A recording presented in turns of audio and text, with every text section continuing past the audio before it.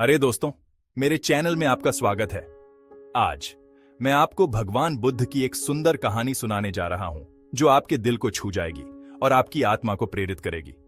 यह कहानी केवल एक कहानी नहीं है, बल्कि एक ऐसा ज्ञान है जो जीवन को बदलने की शक्ति रखता है।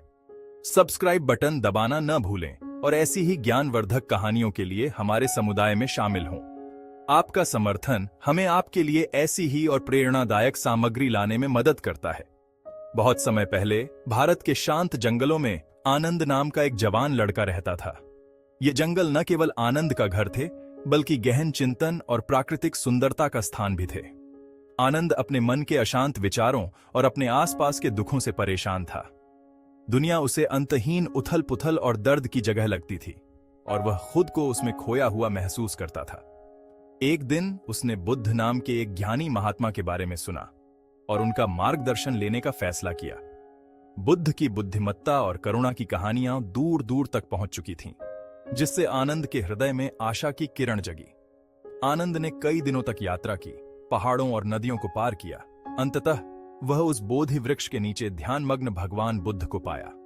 यात्रा कठिन थी, लेकिन आनंद का दृढ़ संकल्प अटूट था।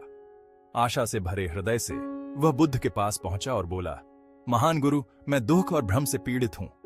उसकी आवाज उसके दुखों के बोझ तले कांप रही थी। कृपया मुझे शांति का मार्ग दिखाएं। आनंद की प्रार्थना सच्ची थी, और वह बुद्ध द्वारा प्रदान की जाने वाली किसी भी ज्ञान को ग्रहण करने के लिए तैयार था। बुद्ध ने अपनी आंखें खोलीं और गहरी करुणा के साथ आनंद को देखा। उनकी निगाह समझ और दया से भरी हुई थी, मानो वे आनंद की आत्मा की गहराई में देख सकते हों। उन्होंने कहा, आनंद, सभी दुखों की जड़ इच्छा है। ये शब्द सरल थे, फिर भी गहरा अर्थ रखते थे। जब आप अपनी इच्छाओं को त्याग देते हैं, तो आपको वह शांति मिल जाएगी जिसकी आपको तलाश है। बुद्ध की आवाज शांत और आश्वस्त करने वाली थी, जैसे एक कोमल हवा जो परेशान मन को शांत करती है। आनंद ने हैरान होकर पूछा, लेकिन गुरु, मैं बिना इच्छाओं के कैसे जी सकता हूं? उसका भ्रम स्वाभाविक था, क्योंकि इच्छाएं मानव अस्तित्व का एक अभिन्न अंग लगती थीं। बुद्ध मुस्कुराए और जवाब दिया, कल्पना करो कि तुम अपने हाथ में एक जलता हुआ कोयला पकड़े हुए हो। यह रूपक इच्छाओं की प्रकृति और हमारे जीवन पर उनके प्रभाव को स्पष्ट करने के लिए था। जितना अधिक आप इसे पकड़ेंगे, उतना ही यह आपको जलाएगा। इच्छाओं के प्रति हमारे लगाव से दर्द तेज होता जाता है। जिस क्षण आप इसे जाने देते हैं, दर्द गायब हो जाता है।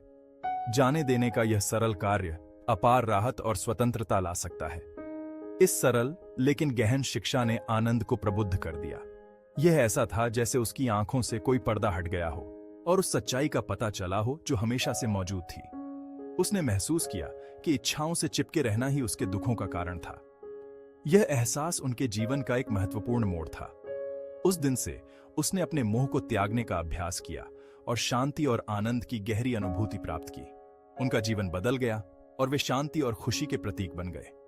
बुद्ध की बुद्धिमत्ता ने आनंद के जीवन को बदल दिया, और वह इस ज्ञान को दूसरों के साथ साझा करते रहे, शांति और करुणा का संदेश फैलाते रहे।